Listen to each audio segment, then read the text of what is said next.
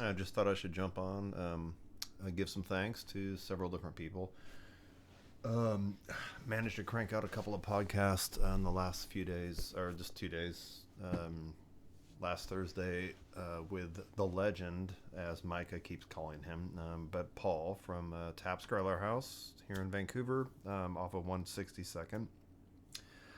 Had a great conversation with him, and he played a funny joke on me at the end. And then the next night, it was kind of funny. Just actually that, I guess it was that Thursday, later that afternoon, after I recorded with Paul, Micah Paulson reached out and wanted to do it. So then we went over on Friday evening around 5:30 to Oak Tree Station, and that's where Taps has their third location. They serve the beer there, but yeah, it was packed at 5:30 on a Friday. So we took one of the outside tables and managed to find a table that I could set up the camera in a direction that wasn't showing everybody else that was there. I try to be aware of that. Not I don't want to just record people on video without their permission. It just seems creepy. So yeah, it was, and there was a heater right above the table, so we were good, comfortable. Talked for a little over an hour. My the first time I had used that portable power station that my uncle Oscar got me, and it did cut out, and I didn't notice it for like 3 or 4 minutes. But I learned how to use it now, and anyway, it works great. So if I just would have had it fully charged, and if I wouldn't have tried to connect a power strip to it, it probably would have lasted for 2 hours. So again, great gift, Oscar, and I'm finding new and amazing ways to use it, not just for jumping your car or charging cell phones. So yeah, it kind of got me back in the game, and I'm not cranking out, but I'm the new year, I'm motivated to start booking more guests. Um, so that should be happening soon. Oh my gosh! And then, gosh, all the things. Who am I? Well, Garrett, of course, my amazing coworker, who should be thanking me. I'm kidding. He did. I had the privilege of house and dog sitting for him and taking care of his two babies, Lincoln and Chief. So when he was in California visiting his family, he picked up this, which I have heard the name, but have never tried it, so I don't know anything about it really. But it's Blanton's. Let's see, what does it actually say? Kentucky Straight Bourbon Whiskey, Blanton's, the original single barrel bourbon whiskey. Sorry. So that's how they advertise themselves, market themselves. I know the name, so thought I would try it. I made the mistake of when I got home tonight, just making an old fashioned out of it, which is not necessarily a mistake unless it's super expensive whiskey. But even then, it makes a good old fashioned. But yeah, once you get to a certain level of bourbon or whiskey, it's like you should probably just do it neat. It seems like a sin to mix it with some syrup and bitters. But here is a little tasting, very small, of just neat, and I've never had it before. So, oh, and sorry, just probably bad timing. A lot of a lot of people I know are doing dry January, so not trying to be a bad influence. I'm sorry. I have cut back in January, I promise. But let's see what this is like, and I'll try not to do the whole annoying sideways tasting scene. A lot of like caramel or maple, caramel or maple.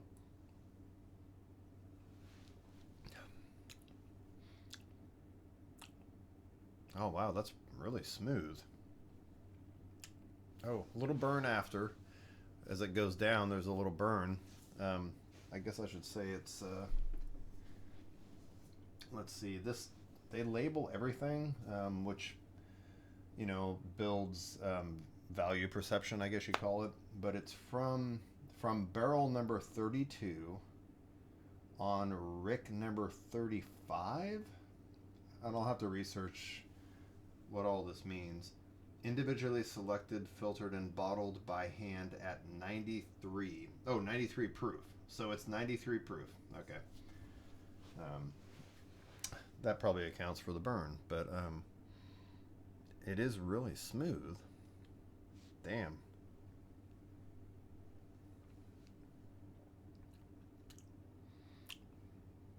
Yeah, this might be more of a sipper. Just neat, maybe with one ice cube and kind of let it just sit there, and as the ice melts over time, it probably changes the flavor. Damn, that's really freaking good. All right, yeah, I'm gonna have to do some research on that. The old fashioned it made is amazing, though. Yeah, that's really good. And I don't think it's a rye whiskey, so purists of the old fashioned are probably going to complain, get up in arms. Anyway, yeah, he brought this back from California for me, so I appreciate that, buddy. It was a great gift. Um, and I'm glad you had time over 2 weeks down there with Kaylee and Levi to spend with your family. That's amazing. Don't get any ideas of transferring to a Costco down there. I'm not going to let that happen. You are too valuable up here. And we need Kaylee and Levi in our lives up here in the Vancouver area. So,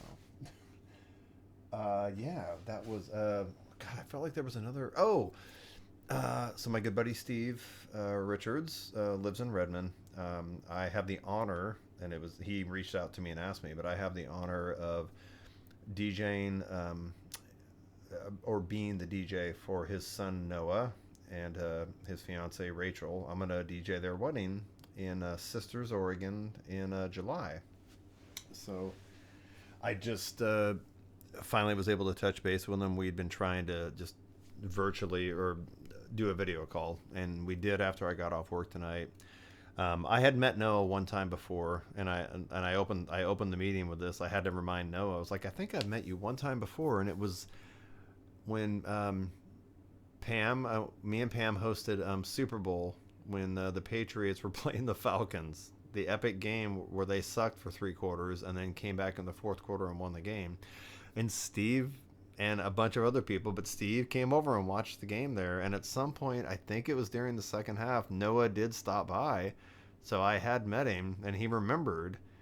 And I hope he didn't stay until the end of the game, because I apologized to Noah. I was like, yeah, dude, when the Patriots came back, I lost my S. I was the most annoying Patriot Brady fan ever. I even have video of the final moments of that game when they won it.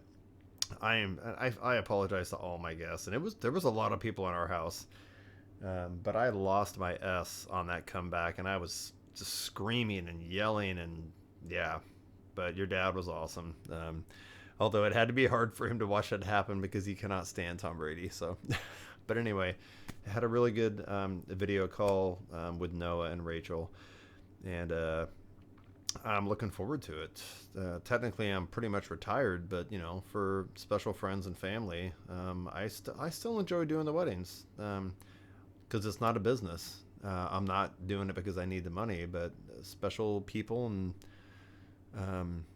special moments, I do appreciate those. So yeah, I'm looking forward to it. And obviously Steve and Esther are gonna let me crash for free and cover my gas money. So I mean, it's like a weekend getaway to Central Oregon, and they're also going to feed me. So hey, how could I say no to that? Let's see. So that was super cool. Was there something else I was missing about awesomeness? Did see my guitar mentor Jason Moore. I've been posting a couple of little short videos lately in the last couple of days about how to solo over chord progressions, and then bending to the chord progression, I think is how you phrased it. But it was cool.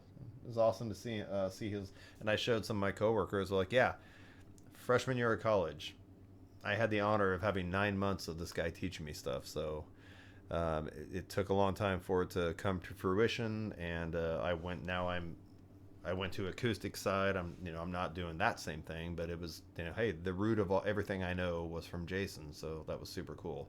I'm very appreciative. All right, I'm gonna jump off and do some guitar practice. I will say, it's been a weird football season because I have kind of been detached. I haven't really paid attention to the football scenes as much as I usually do because the Beavers had a rough year um, and the Patriots were down, obviously. But it is funny that my Washington, I'm going to say it, Redskins, even though that now they're Commanders, back in the NFC title game. I had kind of in an ancillary way been following Washington this year, and I realized they were having a good year. But this is a trip because Washington is my original team. Um, I started rooting for the Redskins in 1982 and was a diehard fan and still am. But they have sucked for a long time. And then when I've told the story, but nobody believes it. I'm not a bandwagon Patriots fan. When the Patriots drafted Drew Bledsoe in '93, I believe, out of Washington State, go Cougs, because I saw Drew play in college and was always a fan. I was glad they drafted him, so I started following the Patriots and have been a fan ever since. And then eventually they got Brady and went on to all the success. So, but yeah, I was like, holy crap, my Washington team is relevant again, and I mean, I don't know, Philly's good, but it would just be so weird if on the one season I wasn't paying attention, that Washington gets back into the Super Bowl. I mean, thank God I do have two jerseys, so I can wear them, and I'll start being annoying about them too. But I am not abandoning the Patriots, and I am not a Patriot bandwagon fan. So nobody's gonna believe me. Just had to get it out there, and I will not read the effing comments. So post and ghost, as Rogan says. But I hope everybody is having a good 2025, and we're just looking forward to bigger and better things. Hey, love everybody. Have a lot of good people in my life, and I appreciate you all. All right, take care until the next podcast. I appreciate anybody that watches.